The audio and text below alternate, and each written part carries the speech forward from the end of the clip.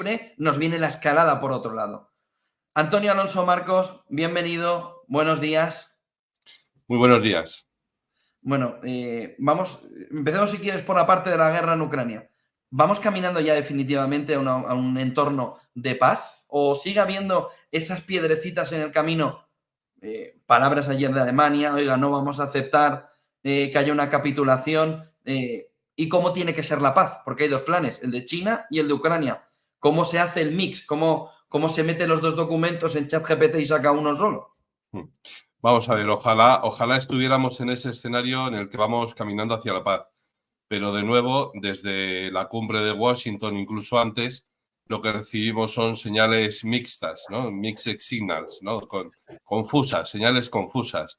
Por un lado te arreo un guantazo y por otro lado te digo de qué tal te va la vida, ¿no? Es decir, bueno, pues primero te amenazo con el tema de los misiles en Alemania y luego te digo que yo lo que quiero es resolver el conflicto, ¿no? En la cumbre de Washington, si recuerdas, decían bien claro, no, pues vamos a enviar más armas a Ucrania, vamos a apoyar a Ucrania, pero lógicamente no vamos a dejar que Ucrania sea miembro de la OTAN porque eso nos metería de lleno en la guerra contra Rusia. Vamos a ver, pero ¿no te das cuenta de esa disonancia cognitiva? ¿No? Entonces, no se puede sostener ambas posturas a la vez, salvo que se esté jugando a ganar tiempo. Entonces, yo creo que están en esa tesitura de intentar ganar tiempo.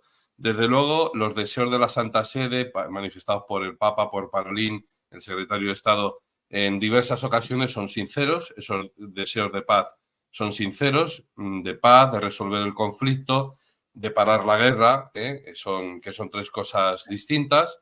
Los deseos de China por exactamente lo mismo, por parar la guerra, resolver el conflicto, etcétera, etcétera. Bueno, pues igual, son igualmente sinceros.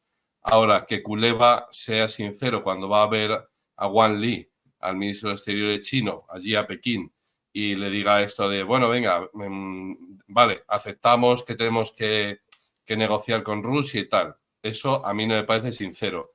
El hecho de que Volodymyr Zelensky le diga a Parolin, no, es verdad, hay que parar la guerra, etcétera, etcétera.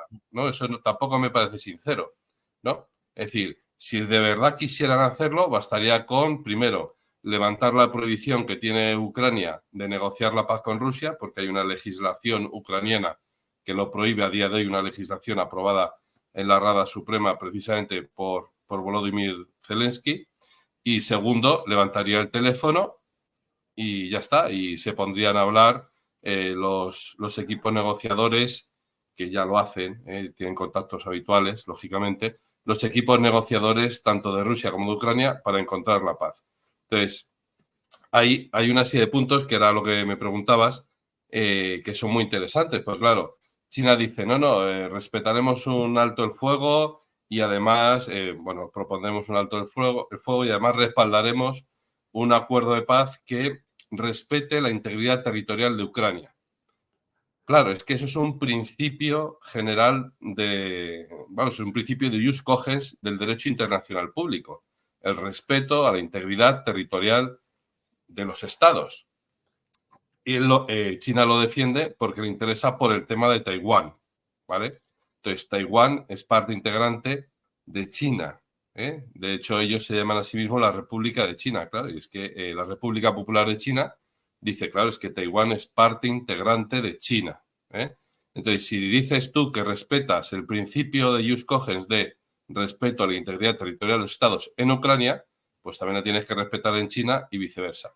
Y la cuestión de lo que decías ahora de la masacre de Volinia.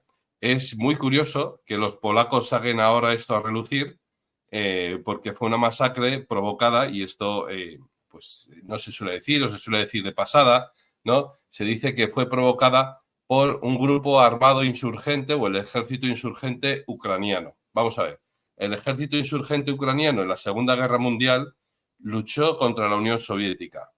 Claro, porque quien era considerada fuerza de ocupación era la Unión Soviética por esta gente y no la Alemania nazi. Entonces, los insurgentes ucranianos luchaban contra la Unión Soviética a favor de la Alemania nazi, ¿vale? Es decir, es una masacre de pronazis o de nazis directamente que acaece en territorio polaco, porque Volinia en ese momento es territorio polaco y está habitado por polacos, y sucede por eso, realizada por ucranianos. Es decir, que ahora mismo Polonia le está reclamando la responsabilidad de hechos que acaecieron hace prácticamente 80 años por nazis, ¿vale? Entonces, esto es muy interesante que se subraye, porque cuando Rusia o Putin o Medvedev o cualquiera de los ministros exteriores, Lavrov o cualquiera de los portavoces o bien del Kremlin o del Ministerio de Asuntos Exteriores hablan de la desnazificación, claro, es que Polonia está apoyando ahora mismo esa narrativa de la desnazificación, claro, porque es un asunto que no está resuelto. Lo que viene a indicar es que es un asunto que está abierto. Y por último, con respecto a la cuestión del respeto a la integridad territorial de los estados, ¿qué integridad territorial para Ucrania? ¿Cuál? ¿La de 1991 o la de 1941? Porque, insisto, Volinia en ese momento era parte de Polonia y ahora es parte de Ucrania. Entonces, ¿quién se tiene que quedar, por ejemplo, con esa región noroeste de Ucrania? ¿Polonia o Ucrania, ¿no? Y es muy curioso porque desde hace ya 2 años yo vengo escuchando estos planes de partición, ¿no? De partición de Ucrania. También están los planes de partición de Rusia, ¿no? Es decir, Occidente le va a ganar la guerra a Rusia y entonces va a fragmentar Rusia en 5 estados muy amplios. Y escucho lo contrario, ¿no? Pues Rusia va a ganar la contienda y entonces, pues toda la parte este, yo no sé si hasta Odessa incluida, en el sur, cerrando todo acceso al Mar Negro va a ser ruso y luego una parte Hungría, otra parte Polonia y un microdistrito en Kiev, eso va a ser la futura Ucrania. Entonces, ¿qué integridad? Pero Antonio, nos podemos encontrar, como está diciendo Alemania, que se frene, es decir, Alemania llama a eso capitulación. Claro. Es decir, hay que ver y hay que entender porque, claro, la propuesta de paz que tenía Ucrania, o que presentó Ucrania en su momento y que se supone que desde la que va a partir, incluye la devolución de Crimea. Sí. Claro, no solo de toda la parte del Donbass, sino que incluye Crimea. Entonces, en ese entorno, ¿qué es capitulación? ¿Dónde se puede ceder? Para Europa, ¿qué entiende Europa que se podría ceder y que no, o nada? Porque si es nada, igual estamos diciendo vamos a un entorno de paz y ahí no va a haber un entorno de paz, porque no va a haber un acuerdo claro, ¿no? Bueno, vamos a ver. Esto que decía Scholz de lo de emplazar misiles nucleares en Alemania y tal, te lo comento por ahora para responder tu pregunta. Sí. Ellos, no sé, a lo mejor esto es algo que vengo escuchando bastante desde hace bastante tiempo y a mí siempre que hablo con alguien que defiende la postura de la OTAN, me cabe siempre la misma duda. Digo, ¿pero se dan cuenta de la realidad y de verdad creen que pueden ganarle a Rusia?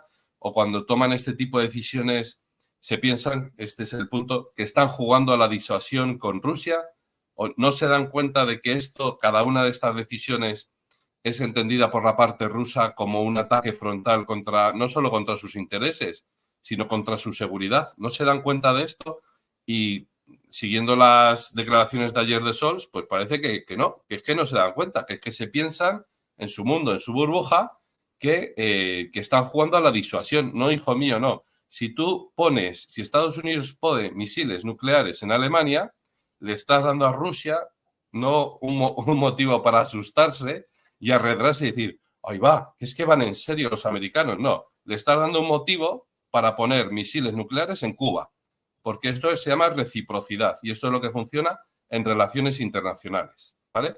Entonces, ellos se piensan que están jugando a la disuasión y no se están dando cuenta, son muy responsables o son muy inmaduros y entonces no se dan cuenta de que no están jugando a la disuasión, de que están jugando ya el juego de la guerra.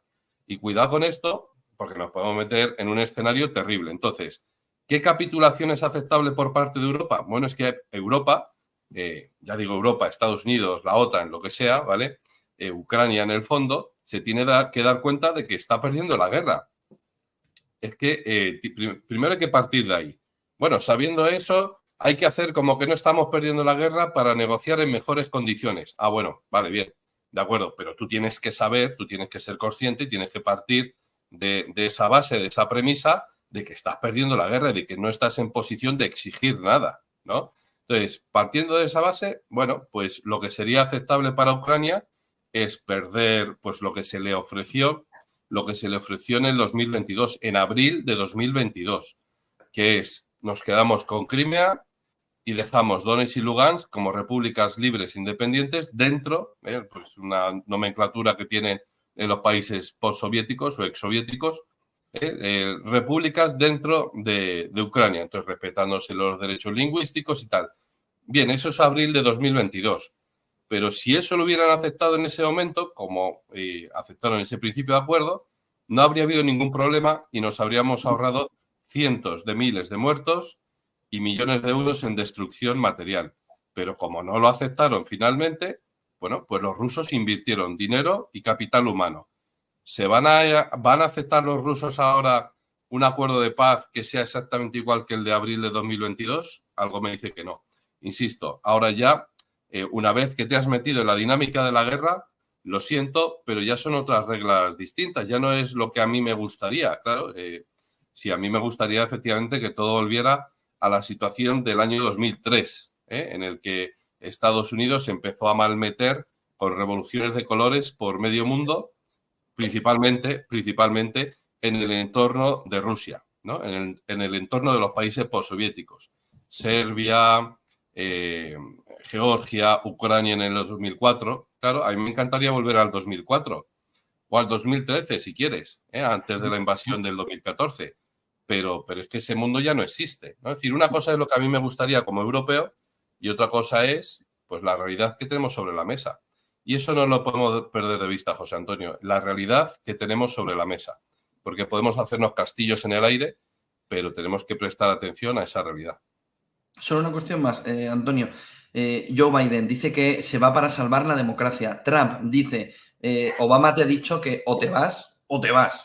Dijo ayer en el New York Post, no exactamente, pero dice una frase muy parecida alrededor de, oiga, le han forzado a irse, no nos cuente historias. Dice, o te vas bien o vamos a ir a por ti, dijo ayer en el New York Post Obama. ¿Qué significa el movimiento de Biden para decir me he ido para salvar la democracia? ¿A qué se refiere con salvar la democracia? Y sobre todo, ¿en qué posición está ahora mismo? Donde en algunas encuestas, Reuters dice esta mañana que Kamala Harris le saca 2 puntos a Donald Trump, 44-42%, solo en menos de una semana. Es decir, es bastante raro. Bueno, pues ahí hay un par de cosas. Empezando por la última, es mi convencimiento de que no le van a dejar ganar las elecciones a Trump, es decir, las van a manipular con total impunidad y ya está, ¿no? Algún comentario he visto en alguna red social diciendo ese tipo de pensamiento. Te refieres en sondeos y demás para ir cambiando la opinión pública, ¿no? Claro, exactamente. No, ni siquiera. Es decir, ir publicando esa serie de cosas, aunque sean totalmente mentiras, pero para justificar a posteriori que efectivamente, claro, con Biden pues no le iba a ganar, pero ya con Kamala Harris la gente se ilusionó y votó en masa demócrata contra Trump. No, eso no funciona así. Es decir, es muy difícil asegurar que un demócrata con 2 dedos de frente vaya a apoyar a Kamala Harris, una persona que ha estado prácticamente desaparecida durante estos 4 años, una persona que si hubiera sido tan capaz y tan, no sé, y tan válida, pues habría sustituido a Biden hace 2 años. Para empezar, ¿no? Hace 2 años, como presidenta, como primera presidenta afroasiática del país, ¿no? Y la habría sustituido no solo hace 2 años, sino ahora en las primarias, hace 6 meses, ya en las primarias para las próximas, como candidata desde hace 6 meses a las elecciones, ¿no? Y no volver a presentar a Biden. Es decir, que la mentalidad del Partido Demócrata era mucho mejor Biden, ¿vale? Vamos a pararnos en analizar esta frase. Para el propio Partido Demócrata era mucho mejor Biden que no Kamala Harris, lo que deja a Kamala Harris bastante mal. Entonces, creer que pueden hacer pensar a la población americana que ahora han cambiado las tornas, ahora Kamala Harris es excepcional y es mucho mejor que Donald Trump y que tiene muchas más capacidades que Donald Trump, perdón, pero es bastante poco creíble, ¿no? Hay quien se lo quiere creer porque lo quiere creer, porque es un esfuerzo y es una decisión propia, quiero creer en esto, pero no es falso, o sea, no es verdadero, es falso, ¿no? De todas formas, ya digo, no le van a dejar ganar las elecciones a Donald Trump y entonces están preparando el terreno psicológicamente para decir las encuestas se dieron la vuelta y entonces es normal, vamos a justificar así de esta manera, que Kamala Harris haya ganado las elecciones. Esa es, digamos, mi previsión. Yo por mí que gane Donald Trump, lógicamente, porque es lo más lógico, pero desde luego no le van a dejar ganar. Y luego la cuestión, dice, vamos a salvar la democracia. No, hombre, vas a salvar tu pellejo, vas a salvar a tu hijo Hunter Biden, que tiene una buena cantidad de porquería, ¿no? no solo moral, sino de juicios y todo este tipo de cosas, rollos legales, y entonces no vas a salvar la democracia, te vas a salvar a ti mismo. Si tú dijeras, quiero salvar la democracia y quiero hacer como George Washington, porque esto no es una monarquía, sino una república, o te irías o dejarías que aplicaran la 25ª enmienda desde hace ya meses o desde hace 4 años.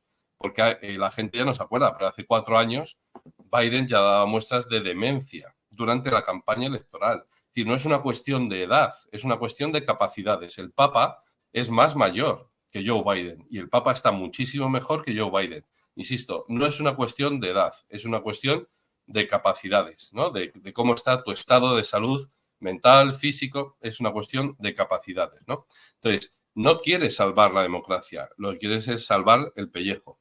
Insisto, si quisiera salvar la democracia, primero no se habría presentado hace 4 años, bueno, a lo mejor eso es muy cuestionable porque era la única figura que a lo mejor le podía hacer sombra a Trump o lo que sea, bien, pero una vez que ya es elegido presidente, bueno, pues que le deje paso a Kamala Harris. La cuestión es, salvar la democracia sería poner en evidencia quién está tomando las decisiones a día de hoy en la Casa Blanca, porque obviamente Joe Biden no.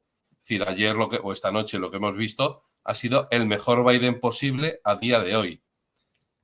En fin, ¿no? Quiero decir, descansado, en su terreno, sentado, con teleprompter, etcétera. Bien, pues si puede manejar el país esta persona en esas condiciones, estupendo.